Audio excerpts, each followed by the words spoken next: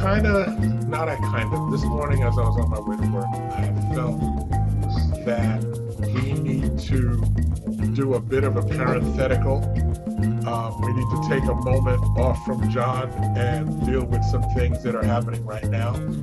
I'm noticing a great deal of unrest as it pertains to the issue of the United States opening up the embassy in Jerusalem. Yeah, so I want to just deal with that for a little while, and because there are varying sides on this. Obviously, there's some people that are absolutely rejoicing. I want to talk about why they are rejoicing. Is this a Bible thing, or is it a religious thing? Is it a political thing? What really is the deal? And I think most of us, if not all of us, who are on right now understand what really is at work behind it. But I think we need to just kind of freshen it up a little bit so that when we're asked, because as we're all people of influence, people are going to talk to us about our opinions about things. Um, you'll be able to not you'll be able to provide a position that people can use and bring some clarity. Okay. Yeah, So I want to do that. I want to do that. And good. as Marilyn, you've already prayed, I can just jump in to this and let's talk about it. So let me do that.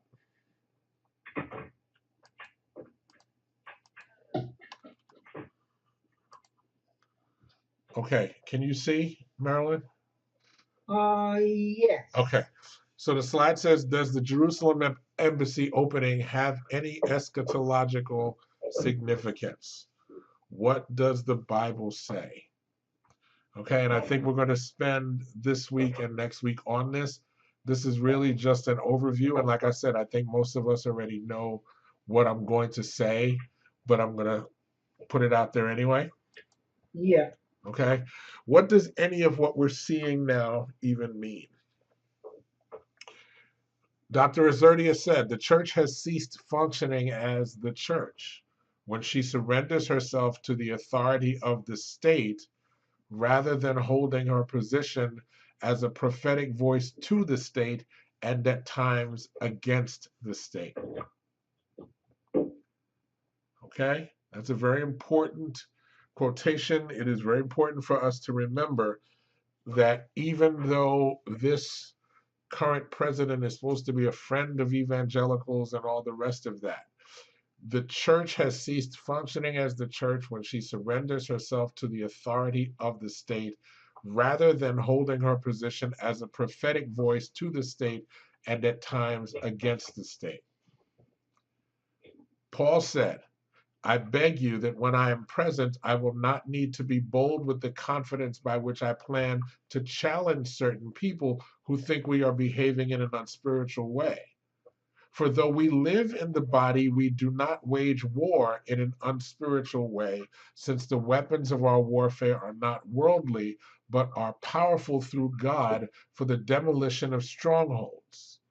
We demolish arguments and every high minded thing that is raised up against the knowledge of God, taking every thought captive to obey Christ.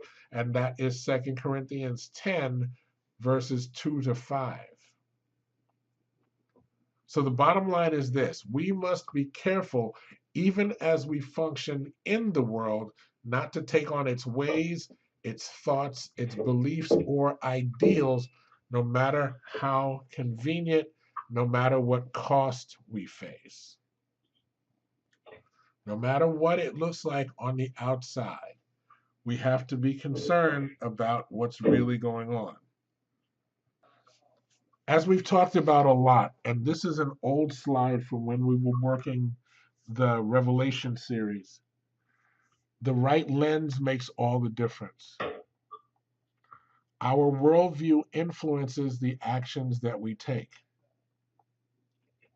Okay? Your worldview directly impacts your methods and practices. Your methods and practices directly impact your actions. So your worldview impacts or influences your actions, right? Your worldview, your worldview influences or impacts your methods and your practices, and your methods and practices could also add the word beliefs, impact your actions. So your worldview impacts your actions. Your worldview influences your actions. Methods are the bridge between view and action. In the same way that we were taught that discipline is the bridge between thought and accomplishment, methods are the bridge between your worldview and your actions. Right now, literally right now, on the New York Times webpage, it is saying that Palestinian officials are saying that at least 55 people have been killed in the latest round of protests, and more than 2,700 Palestinian demonstrators were wounded today along the border fence with Gaza. The mass protests began on March 30th and had already left dozens dead. So today was a spike in the violence. Why? Because the United States Embassy was formally relocated to Jerusalem from Tel Aviv on the 70th anniversary of the formation of Israel. The formality and celebration created an almost surreal contrast to the violence raging barely 40 miles away, says the New York Times. The worldview of the people at the New York Times is, of course, that this is a bad decision, that Israel is bad and the Palestinians are good. And so, of course, they're going to write with a certain worldview and a certain mentality in mind. Now, I'm not saying that it is bad or good. I'm just pointing out that when we read a newspaper, when we watch a television show, when we interact on social media, everything that we read is coming out of somebody else's worldview. Everything that you see on television, everything that you read in the newspaper, whether it's online or a paper in your hand, everything that you interact with on social media is a reflection of somebody's worldview. And you have to remember that there is a worldview behind every word that you read. Nothing is benign.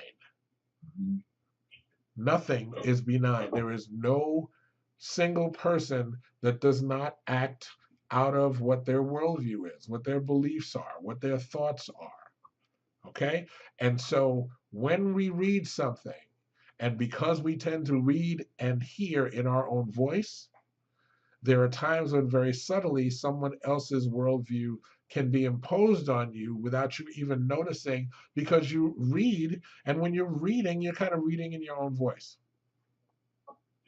So it's always important to keep in mind that when you're reading something, when you're listening to somebody talk, when you're listening to somebody preach, okay, everything that you hear me say is a reflection, or is a reflection of my worldview, what my beliefs are. The methods that I use to communicate are as a result of both the gifting that I have and the worldview that I have, right? All of that is important so that you don't just blindly take on somebody's opinion about something. Right. Okay? Yeah. Okay. So and I'm going back to the slideshow right now because I want to just bring up the next slide. Monday's ceremony. CNN had a news item that said, controversial U.S. pastors take part in Jerusalem embassy opening. Controversial. Okay. Who are these controversial pastors? The article says, Monday's ceremony marking the relocation of the U.S. Embassy in Israel to Jerusalem broke with tradition in more ways than one.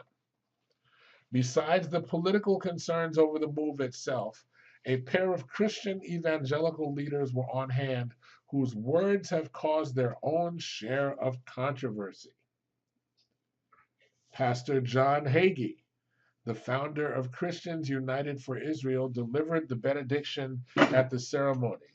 Hagee said, in part, we thank you, O Lord, for President Trump's courage in acknowledging to the world a truth that was established 3,000 years ago, that Jerusalem is and always shall be the eternal capital of the Jewish people. And because of that courage of our president, we gather here today to consecrate the ground upon which the United States Embassy will stand, reminding the dictators of the world that America and Israel are forever united. The other person, of course, is Pastor Robert Jeffress. Jeffress said, "We come before you, the God of Abraham, Isaac, and Jacob, thanking you for bringing us to this momentous occasion in the life of your people and in the history of our world." See what he's saying? He is calling the opening of an embassy a momentous occasion in the life of the people of God and in the history of our world. We want to thank you for the tremendous leadership of our great President Donald J. Trump. Without President Trump's determination, resolve, and courage, we would not be here today. And I, Father, believe I speak for every one of us when I say I thank you every day that you have given us a president who boldly stands on the right side of history, but more importantly, stands on the right side of you, O God, when it comes to Israel. My good gracious. Okay? This is Jeffress and Hagee speaking today. So immediately you had backlash, and one of the people who was complaining was, of course, Mitt Romney, everyone's favorite Mormon. Mitt Romney complained or criticized the inclusion of Robert Jeffress. He says, and this is a tweet from Mitt Romney today on his Twitter, Robert Jeffress says you can't be saved by being a Jew, and Mormonism is a heresy from the pit of hell. He said the same thing about Islam. Islam, yes. Such a religious bigot should not be giving the prayer that opens the United States Embassy in Jerusalem. Jeffress denied that he is a bigot, but added that he believed Mormonism was wrong and said the Southern Baptist Convention had designated it a cult. Mormonism has never been considered a part of historic Christianity. People may disagree with that view, but it's not a view unique to me, says Jeffress.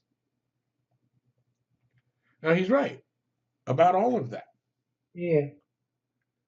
You can't be saved by being a Jew. Mormonism is a heresy, and so is Islam. These are truths. True. But in our highly politicized world, Right.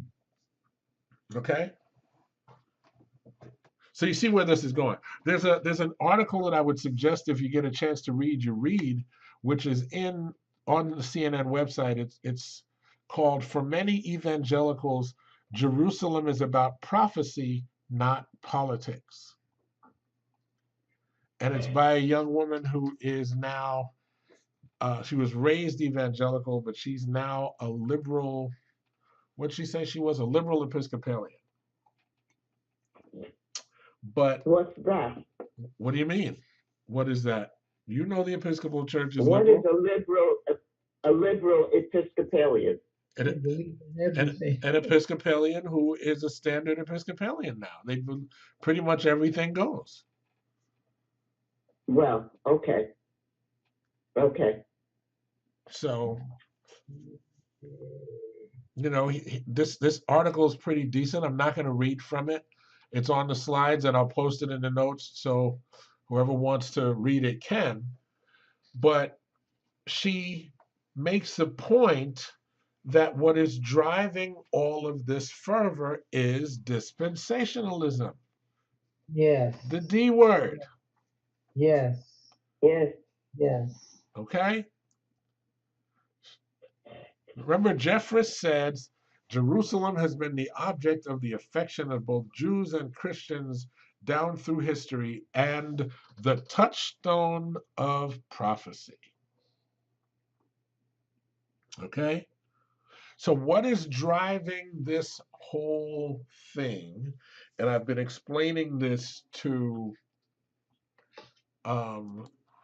to a colleague of mine who is an agnostic. He's not quite an atheist, but he's an agnostic. I've been explaining to him because I'm, the closest person to him that is a knowledgeable Christian. He's got a lot of casual Christians around him. So I've been explaining to him, number one, that the crux of this movement is dispensationalism, and that not all Christians are dispensationalists.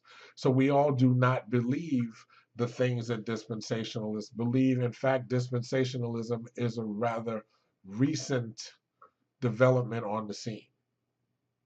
Okay? If you were like me, you were brought up, taught dispensationalism, but without the name.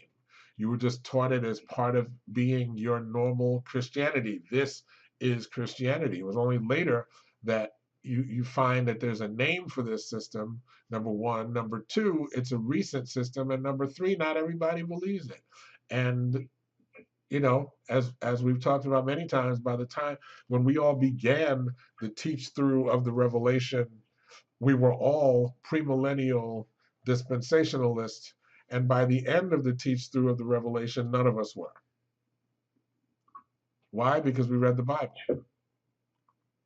Right? We read Revelation and studied it line for line and got a sense of what John was really saying. And by the end of that, nobody was looking for a pre-tribulation rapture, and nobody was looking for a 1,000-year millennial reign and all the rest of it. All of us had that book, The Late Great Planet Earth, or read that book, and that book was the seminal book on dispensationalism, because the thought was that the time was imminent. Mind you, it was like 30, 40 years ago that they were saying that the rapture was going to take place, and it was an imminent thing.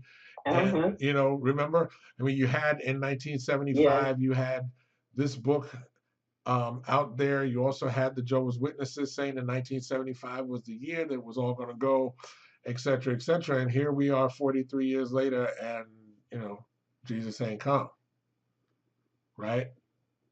But then we had all the Left Behind books by Tim LaHaye and Jerry Jenkins. We had that whole stretch in the 90s where we had all the Left Behind books. I had all of them. I read all of them. I had a shelf going across in my living room of all those books. And by the time we finished Revelation, I took all of them and put them in the garbage one time. Okay? All of that, those Left Behind books from back in the day, all of that about you not wanting. I even wrote songs about it, right? Had a song that we sang at CLC, man, talking about what you're going to do when he comes and he don't take you, when he's gone and the church is gone and you're left here by yourself. All of that because we were so deeply, deeply ingrained in dispensational theology.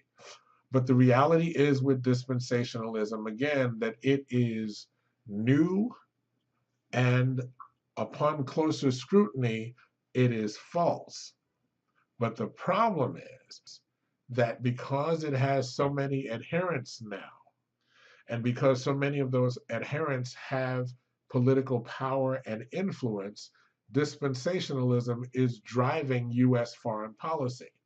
And that is extremely problematic.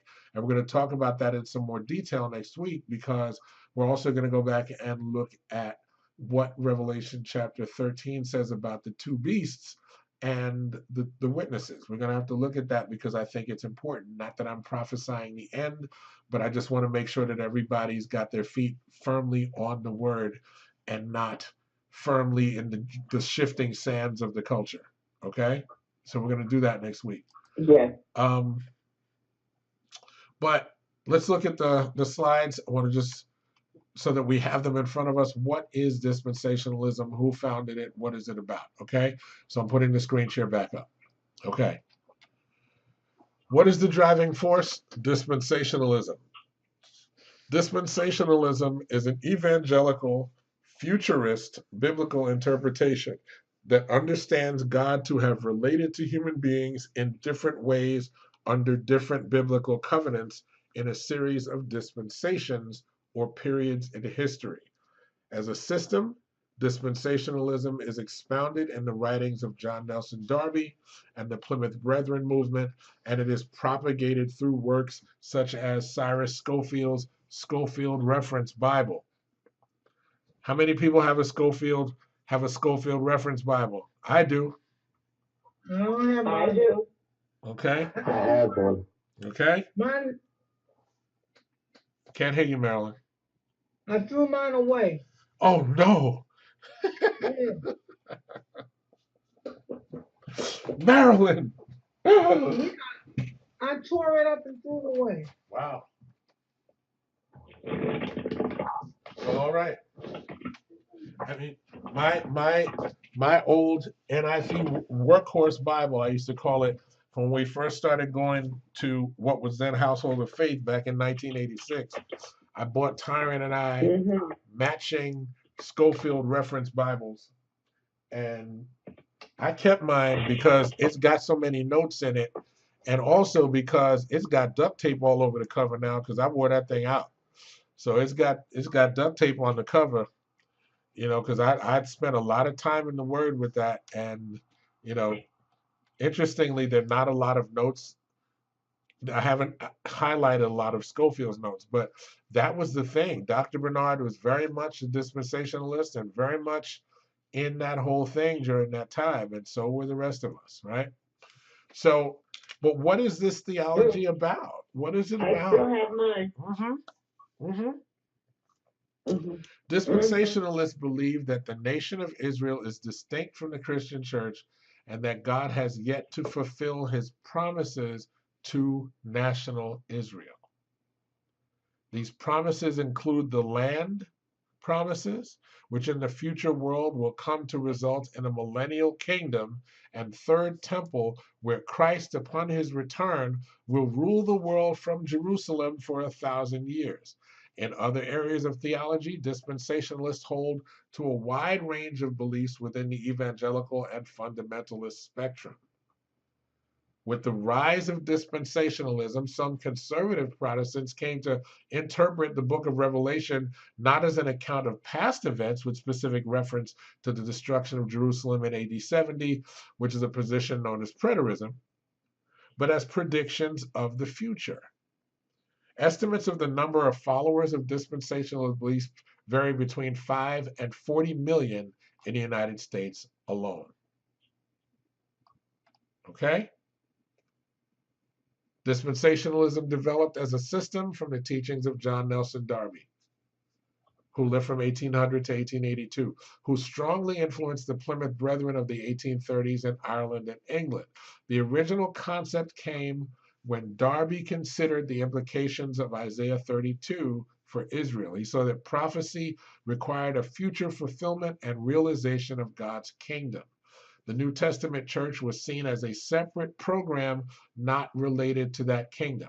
And this is why John Hagee says that you don't need to minister to Jews. This is why John Hagee says that the Jews don't need the gospel. Okay? It is because of that, because they believe that the Jews have one covenant and Christians have another. I don't know how you look past the idea of one vine and us being branches on the vine. I don't know how you look past the idea that Jesus comes and he says, if you can only come to the Father by me. And he was talking to Jews. So how did we get to a point where it became that the Jews had one thing and Christians have another thing? Dispensationalism. Okay? Okay, now, dispensationalism started with this guy Darby, Well, right? Darby in the 1830s started to propagate it, but and a lot of people believe that it began around then, but we're finding, or scholars have found writing from like 200 years, 250 years before Darby showing a development of the concept. But in either case, we're still talking about the late 1500s, early 1600s. The whole issue that we're dealing with here is that this theology and this theological perspective has so impacted American politics and foreign policy that it has become, in my mind, dangerous. Okay? Yeah. It has become dangerous. And it's become dangerous on a number of levels. But before we even get into that, like I said, we'll talk about more of that next week. I just want to go through what the 7 dispensations are so that we can kind of get a sense of what the map has been or what the timeline allegedly has been and see where we are now. Okay? Yes. Okay. Okay. So the number of dispensations typically varies from 3 to 8. But the largest view is that there are 7 dispensations. And the 7 are innocence, which is Adam under probation prior to the fall. That age, that dispensation ends when Adam is expelled from the Garden of Eden. This is the Adamic period or the Adamic covenant or Adamic law. And then you have the conscience dispensation, which is from the fall to the flood. And that ends when the flood happens. The next covenant you have is after the great flood, called the human government dispensation, where humanity is responsible to enact the death penalty.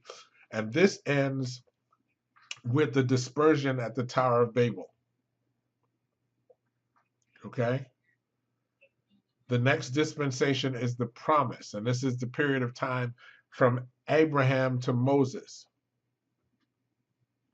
And this ends with the refusal to enter Canaan and then 40 years of unbelief in the wilderness. Some use the term Abrahamic law or Abrahamic covenant in reference to this period of time. The next period of time is the time of law, from Moses to the crucifixion. This is the dispensation of law. And this is why Jesus can look at Nicodemus and say, "You're a teacher of Israel, you don't know these things?" This is why Jesus can look at them and say, all of this that you're studying, you spend so much time in the Word, and yet the Word speaks directly of me, and you can't see me. The next dispensation is, of course, the dispensation of grace. We go from law to grace. And the dispensation of grace is supposed to be from the cross to the rapture. Oh, okay. So what dispensation are we in now? The dispensation of grace. The age of grace, or the church age. One of the reasons that we say that there's going to be a moment when grace runs out is because we have been taught passively that under dispensationalism, after the rapture, that is over. And then there is going to be wrath. And then there's going to be the millennial kingdom, which is the 1,000-year reign of Christ on earth, which is centered where? In Jerusalem. And that will end with God's judgment on the final rebellion. Okay? And that will wrap everything up.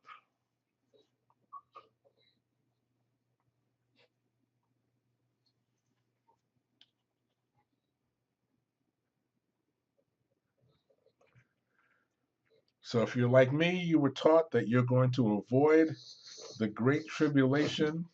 There's just going to be a moment when poof, the sky opens, we hear a trumpet or what sounds like a trumpet, and we're just going to go up in the air to be with him. Poof, sayonara, gone. And then everybody else who is left here is going to suffer through a great tribulation.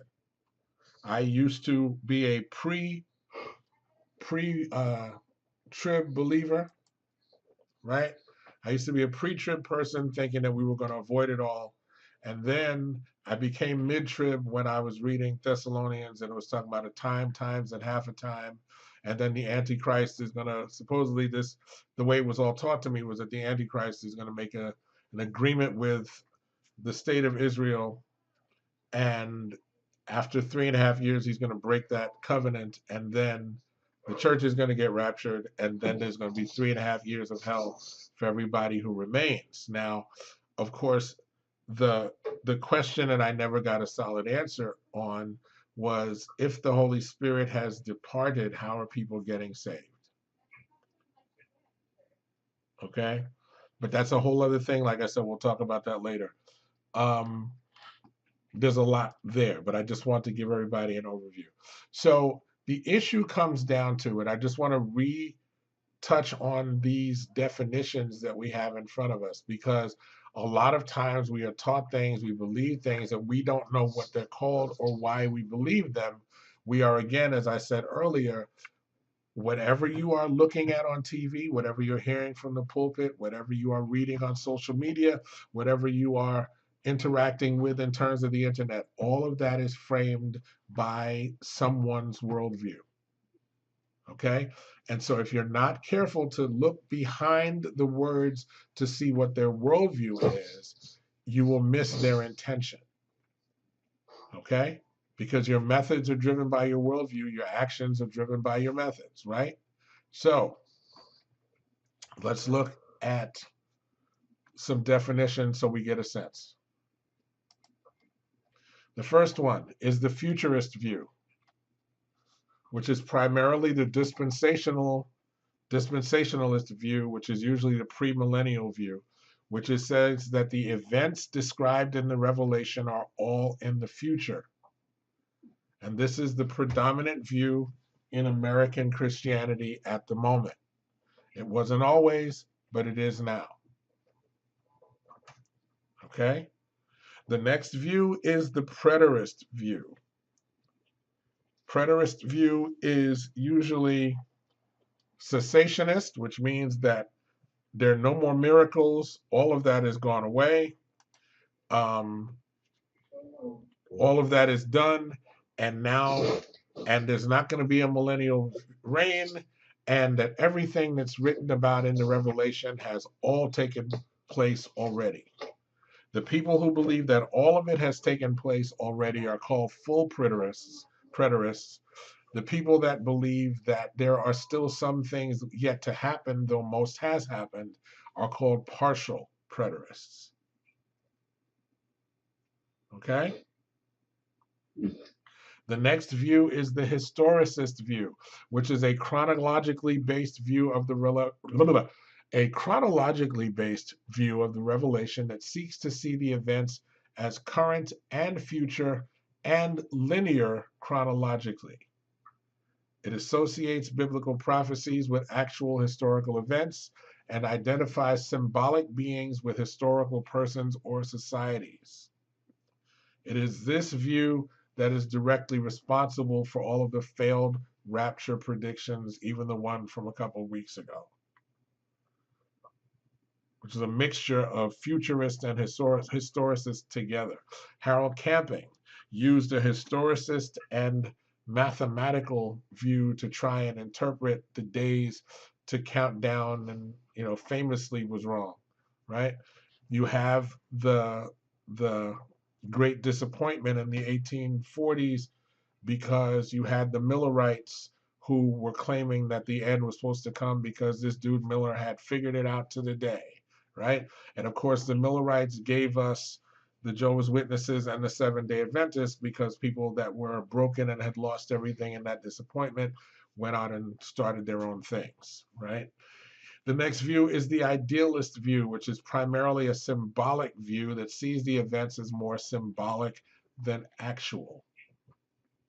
The idealist view is usually an amillennial view as well. And then lastly, you have the eclectic view, which is a mixture of parts and pieces of all of the above. And I think that at some point, people kind of all experience a certain eclecticism in terms of their view, because the more you study, the more what you were originally taught tends to change. And in trying to bring them together and make sense of them, you can develop a period of eclecticism for a while. You know what I mean? Before you figure out where you are. Right. Okay. Now, what do premillennial, postmillennial, amillennial, what do those things mean? Premillennialism and Christian eschatology. Eschatology is what? The study of the last things, the last days, right? Premillennialism is the belief that Jesus Christ will literally and physically return to the earth and take the righteous back to heaven with him. This return is referred to as the rapture, and rather than Jesus descending to touch the earth, the righteous will be raised to meet him in the air. Post-millennialism. Now, let me also say that this rapture, according to premillennialism, takes place, and then there is a tribulation, and then there is the return to set up the millennial reign. So the rapture takes place pre or before the millennial reign. Next, you have post-millennialism, which sees Christ's second coming as occurring after the millennial reign of Christ. They refer to the millennium as a golden age in which Christian ethics will prosper. It holds that Jesus Christ establishes his kingdom on earth through his preaching and redemptive work in the first century, and that he equips his church with the gospel, empowers her by the Spirit, and charges her with the Great Commission to disciple all nations. Postmillennialism expects that eventually the vast majority of men living will be saved. Increasing gospel success will gradually produce a time in history prior to Christ's return in which faith, righteousness, peace, and prosperity will prevail in the affairs of men and nations. After an extensive era of such conditions, Jesus Christ will return visibly, bodily, and gloriously to end history with the general resurrection and the final judgment, after which the eternal order follows. That is a very idealistic view, but it is not only unreasonable, but it is anti-biblical. The fact that Jesus says that the road is narrow, that the door is narrow, and few are they that find it, means you're not going to have a situation where most of humanity is Christian. Never going to happen. Okay?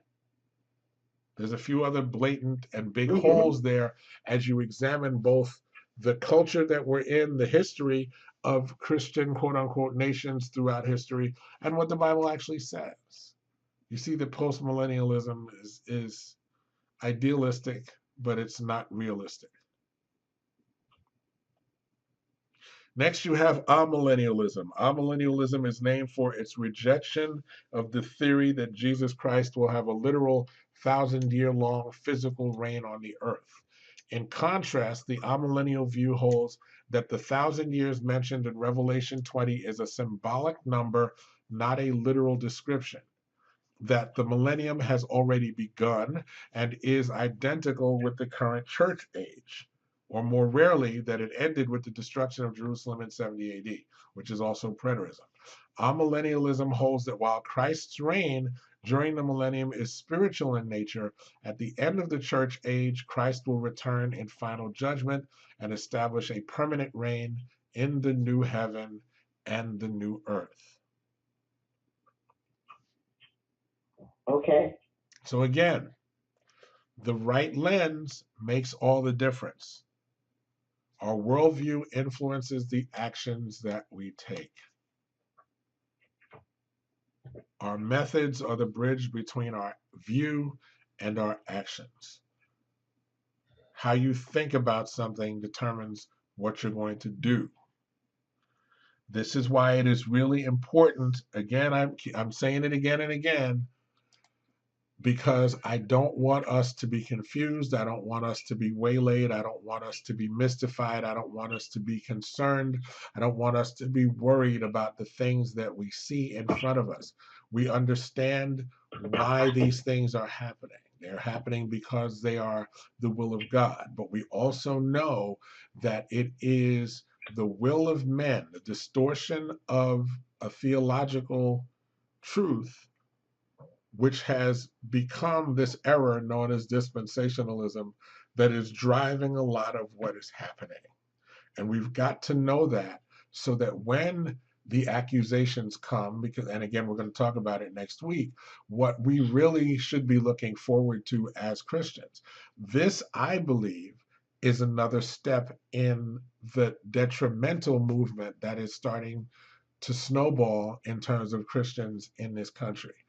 The people who are anti-Trump, one of the things that I deal with a lot is, how can you Christians support such a person who is morally bankrupt and all the rest of that? I'm like, well, I'm not somebody that supports him. But, they see prominent Christians running behind Trump. They hear people like Jeffress and Hagee praying these prayers. They see people like Paula White and Billy Graham's son laying hands on him and praying for him. And they see, Kenneth Copeland and all these people who are praying for him and part of his advisory committee and all the rest of this. And their understanding is, because they do not understand that there are so many variations within the understanding of what America calls Christianity, that a great number of people do not support him. Even within Christian circles, people are like, well, he's still pro-life. He's pro-choice. Yeah. Whether he says he's pro-life or not, the reality is the man is pro-choice, right? So how can you support somebody that is for the killing of children? And any number of things, any number of things that have come forth. But the reality is, this is what the standard response to that is, that we did not elect a pastor-in-chief, we elected a president, and blah, blah, blah. But anyway, at the end of the day, we need to know what we know, who we know, and why we know. Okay? So we're going to spend some time next week going through Revelation chapter 13, dealing with what the two beasts are, just as a refresher for most, but as an introduction to some. Because I think we need to do that so that we can give a biblical response to people in terms of what's happening, what we see, and why we're seeing what we're seeing. Okay? Which chapter of Revelation again? 13. We're going to deal with 13 a lot next week. Okay. Okay? Does anybody have any questions? I see it's 9:15. We are past the time, so I'm going to stop here. And if not, we're just gonna pray and go on. Okay. Alrighty, so let's do that.